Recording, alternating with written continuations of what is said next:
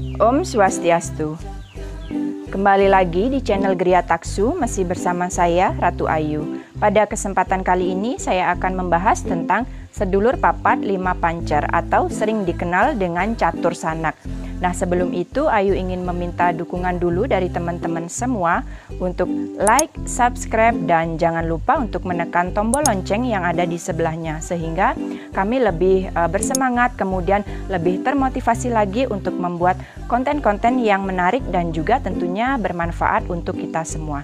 Jadi, sedulur papat lima pancer ini atau sering dikenal dengan catur sanak ini memiliki banyak versi, kemudian juga tentunya banyak sekali yang membahas tentang sedulur papat ini. Jadi, yang kami bahas di sini adalah menurut versi kami, versi Gria Taksu yang kami dapat dari hasil Tenung Alam Semesta, tentunya juga yang kami dapat dari hasil pengalaman kami yang kami alami dalam proses perjalanan spiritual kami.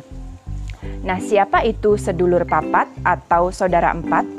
Nah, ini dimulai ketika kita dilahirkan dari rahim orang tua kita atau ibu kita.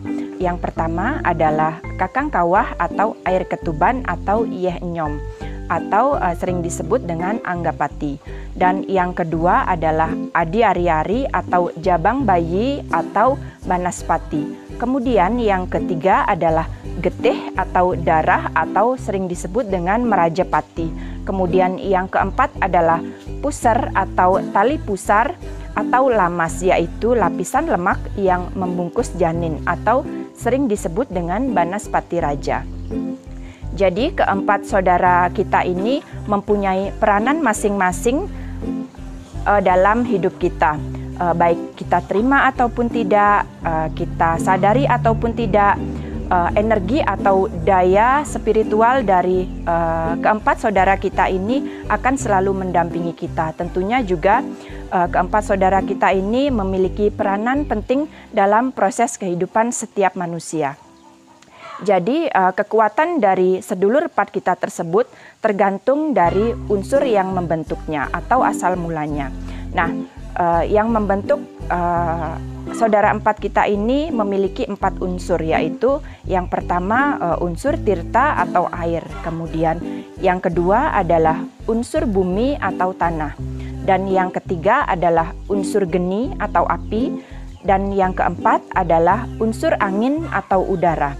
Jadi keempat unsur ini memiliki sifat masing-masing. Nah, yang pertama adalah tirta atau air. Air memiliki sifat yang basah, kemudian mengalir dari atas ke bawah dan juga fleksibel atau menempati ruang dan juga memberikan kehidupan. Kemudian yang kedua adalah unsur tanah. Ini sifatnya adalah kering, kemudian kuat dan juga sentosa.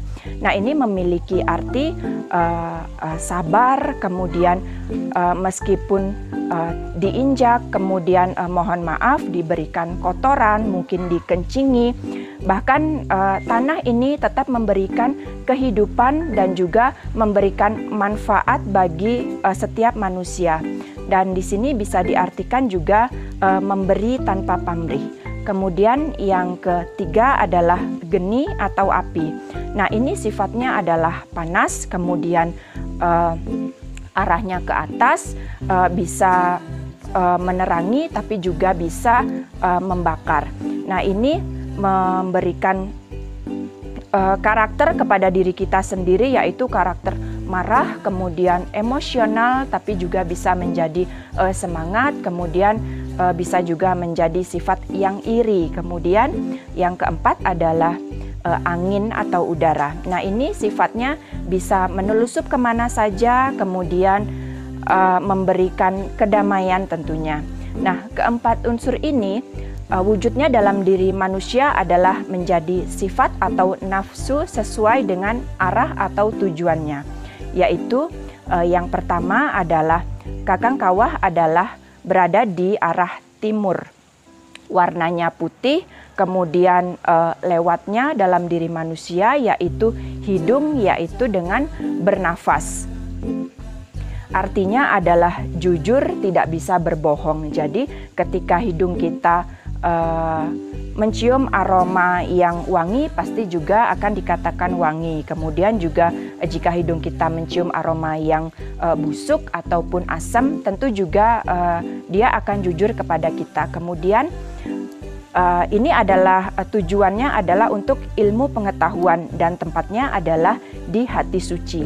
Kemudian yang kedua adalah adi ari-ari. Nah ini arahnya adalah berada di barat, kemudian warnanya kuning. Nah ini masuknya dalam diri manusia adalah lewat mata dan juga gampang menipu. Tentunya ini membuat kita terlena akan kehidupan duniawi, dan ini masuknya yaitu lewat mata. Dan juga kita bisa, misalnya kita melihat gunung dari kejauhan tentu saja sangat indah, tapi jika sudah didekati tentu saja banyak bukit, kemudian banyak batu-batuan, kemudian juga banyak tumbuhan, dan juga ada batu-batu juga yang terjal. Nah ini adalah selalu ingin melihat yang bagus-bagus, kemudian melihat yang indah-indah, yang cantik-cantik, tentunya adalah tentang gemerlapnya dunia. Kemudian yang ketiga adalah getih atau darah. Nah ini arahnya berada di selatan, warnanya merah, kemudian lewat masuknya dalam diri manusia yaitu lewat telinga. Misalnya jika kita dibicarakan oleh orang lain tentang kebaikan kita, tentunya kita akan bangga, kemudian kita akan bersemangat. Tapi jika kita dibicarakan oleh orang lain tentang keburukan kita, tentunya kita akan emosi, kemudian kita juga akan marah, kemudian mungkin bisa jadi akan timbul hal-hal yang negatif dalam diri kita. Nah ini tujuannya adalah kekebalan atau keselamatan.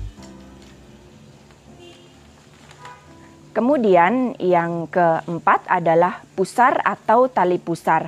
Nah ini arahnya berada di utara, kemudian warnanya hitam, tempatnya adalah di perut. Jadi masuk ke dalam diri manusia ini melalui mulut. Jadi ingin selalu makan yang enak-enak, kemudian ingin tidur enak, tapi malas.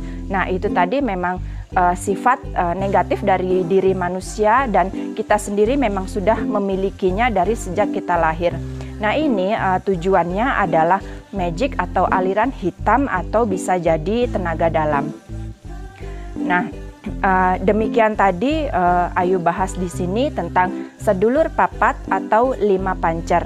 Tentunya jika kita bisa mengendalikan semua hawa nafsu dan juga semua sifat-sifat baik yang baik atau buruk dalam diri kita, kita pasti akan bisa mencapai tujuan kita yang sesungguhnya. Misalnya saja kita mengendarai mengendarai kereta dan juga kita mengendalikan 4 kuda tersebut.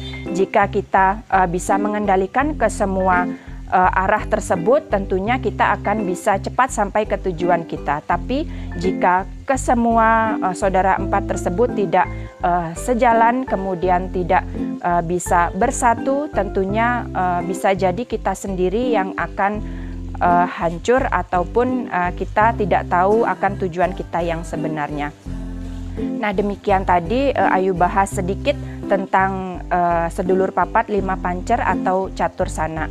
Tentunya teman-teman di sini mungkin memiliki pengalaman tentang sedulur 4 kita tersebut, dan Ayu memohon supaya kalian bisa mau saling berbagi, tentunya dengan meninggalkan pesan di kolom komentar, sehingga apa yang menjadi pengalaman kalian bisa menjadi pelajaran untuk kita semua. Nah, terima kasih sudah menyaksikan video ini. Semoga apa yang Ayu sampaikan di sini bisa bermanfaat untuk kita semua.